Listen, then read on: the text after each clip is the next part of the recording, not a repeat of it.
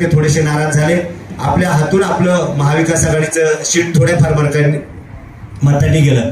साहेब, आपल्या विधानसभेला 64,425 मतं महाविकास आघाडीच्या उमेदवारांना पडली आणि विजयी झालेल्या समोरच्या उमेदवाराला 75,000च्या आसपासची मतं आहेत। 10,000चा फरक होता। काही गोष्टी ज्या घडल्या त्या मॅच होणं गरजेचं होतं, परंतु दुर्दैवाने ते झालं नाही आणि नको त्या इव्हेंटमुळे ती मतं गेली।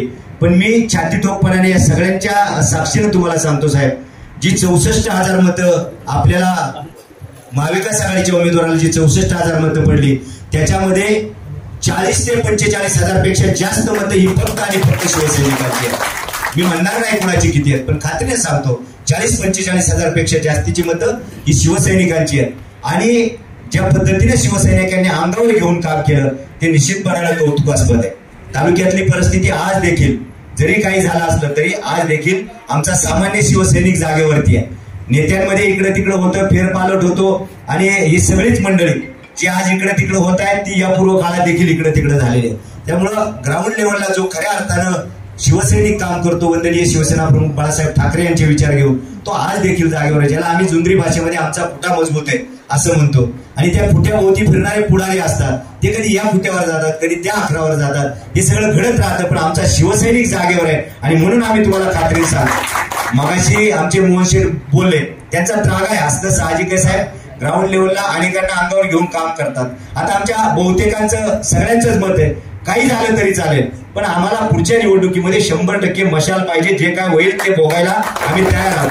पण माझी आपल्याला सगळ्यांना विनंती आहे, नेते आपला निर्णय घेतात, आदरणीय पक्षप्रमुख उद्धवजी ठाकरे साहेब निर्णय घेतील, आपले नेते या विभागाचे संपर्क नेते म्हणून आदरणीय संजयजी राऊत साहेब आपल्याला जो काय आदेश देतील, यापूर्व काळात देखील साहेब तुम्ही आदेश दिले ते आम्ही पाळले। त्याच्यामुळं या पुढच्या काळात देखील कार्यकर्त्यांची इच्छा असणं साहजिक आहे, कारण संघटना वाढली पाहिजे ही प्रत्येकाची मनोमन इच्छा आहे। आणि म्हणून आमची इच्छा आहे की या तालुक्यामध्ये पुन्हा एकदा सांगतो, प्रचंड शिवसेनेची ताकद आहे आणि त्या शिवसेनेच्या ताकदीवरती खालचा आमचा कार्यकर्ता सांगतो की कोणत्याही परिस्थितीमध्ये आता आम्हाला फक्त आणि फक्त मशालीच्या चिन्हावर लढायचं।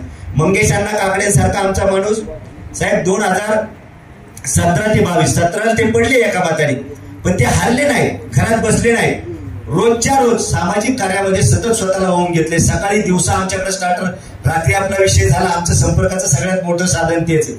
दशक्रिया, लग्न, मयत या सगळ्या गोष्टीमध्ये आमचा कार्यकर्ता शरद अण्णा चौधरी आमचा कधीच कोणाची दशक्रिया सोडणार नाही, कधी कोणाच्या सुखादुखात सहभागी व्हायचं, बैलगाड्याच्या शर्यतीत जायचं, अशी काम करणारे हाडाचे शिवसैनिक आपल्या सगळ्या भागामध्ये आहे। म्हणून माझी साहेब आपल्याला विनंती आहे, मी अधिक बोलून आपला वेळ घेणार नाही, आपल्याला इकडची सगळी परिस्थिती माहिती आहे। साहेब माझी विनंती आहे कार्यकर्त्यांना, दुसरं एक माझी स्वतःची अशी विनंती आहे, सचिन भाऊ राऊत साहेब माझी अशी विनंती आहे, 12 शेवाळ्यासारखं झालंय, त्याला थोडंसं आता रिन्यूइंग करणं गरजेचं आहे।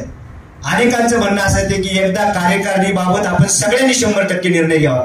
मी जरी तालुका प्रमुख असलो, माझ्या सहित सगळ्यांना एकदा पुनर्रचना करा अशी सगळ्यांची मागणी आहे आणि ते आपल्या मार्फत व्हावी अशा प्रकारची विनंती।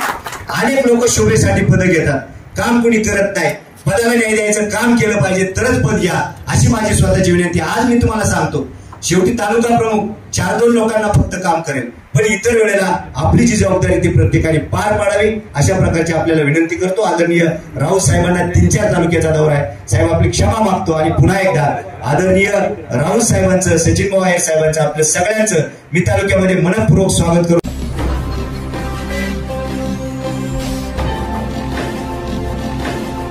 ताज्या घडामोडी आणि नवनवीन माहिती मिळवण्यासाठी समाज दर्पण या YouTube चॅनलला सबस्क्राइब करा आणि बेल आयकॉनवर क्लिक करा।